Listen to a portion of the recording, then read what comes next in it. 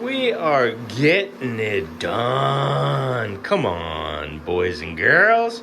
It's your boy Polly C. Polly C Jr. We are doing a commercial job. This thing has 3 buildings. I'm only going to concentrate on this one small building, and you'll be able to see what we're doing. There was a little flood damage. Everything was extracted professionally last week. And here's what we're going to be tackling.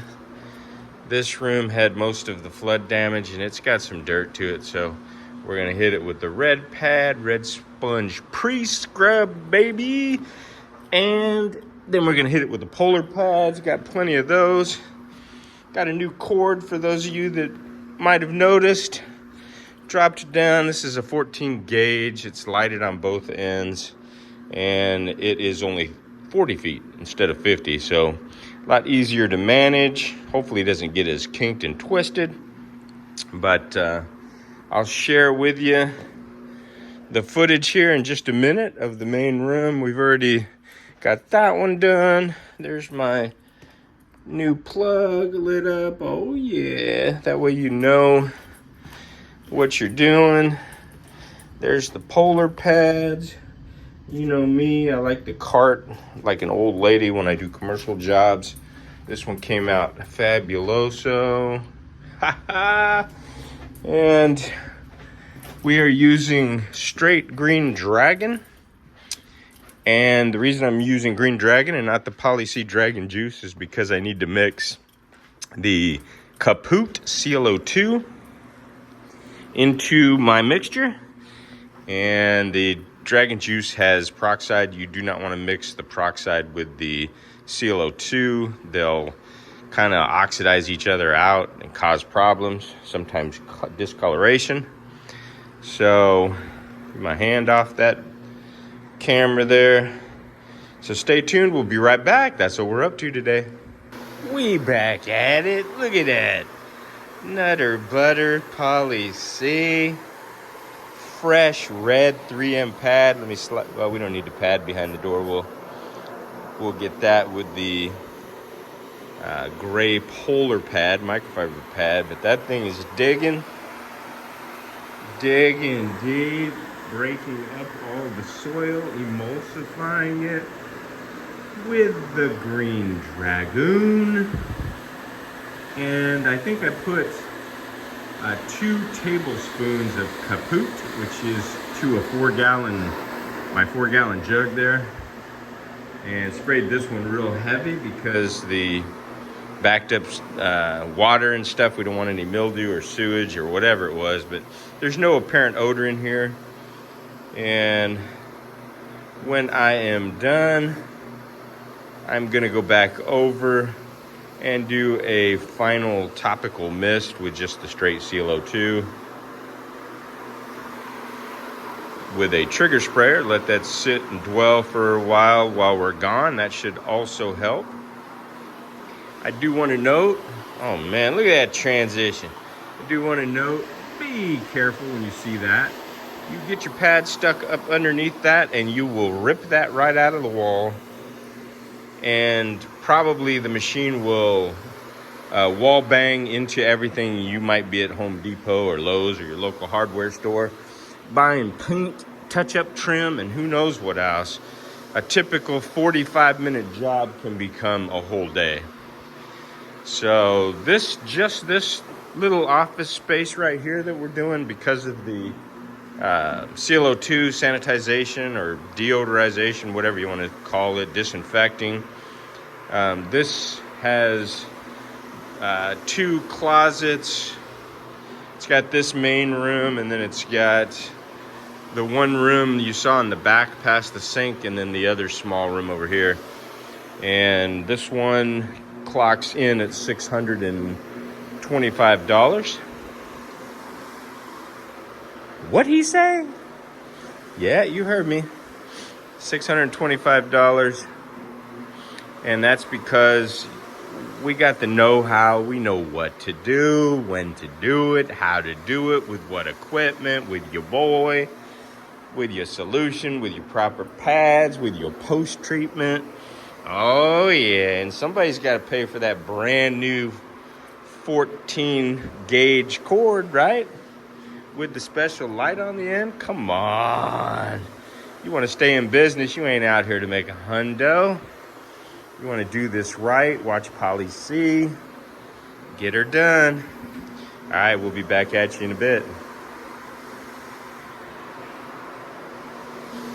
And we are hitting it with the microfiber capture pad called the Polar Pad, available at endcapstore.com. Gray in color, so you don't have to tote around filthy white pads in and out of people's homes as you go.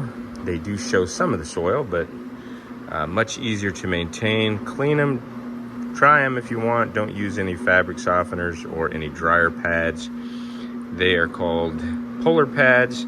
They've got a special sponge, and being microfiber, they have the little fingers, not a flat surface, so the fingers are drawing the emulsified soil through the fingers and into the pad.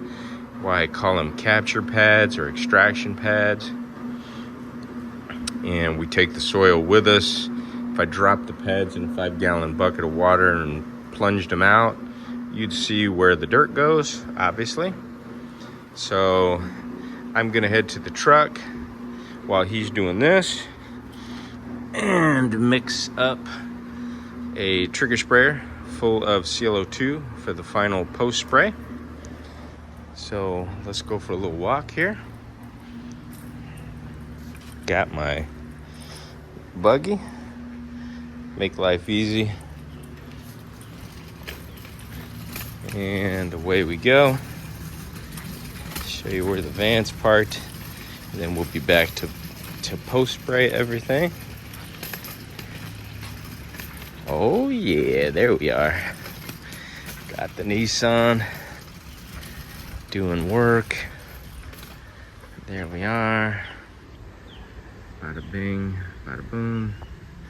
And I got the F-150 for some soft wash jobs. Not sure what happened there, but I probably spent about 5 minutes talking and realized I didn't hit the play button. My son's laughing at me. But anyway, we decided to hit it with an Ironman pad to further dry it after using a couple of the Polar pads. We wet the Polar pads, pre-wet them, wring them out real good. That helps with the absorption. I've mentioned it before, kind of like taking a dry sponge in the kitchen and trying to rub a dry sponge across a wet spill on the countertop.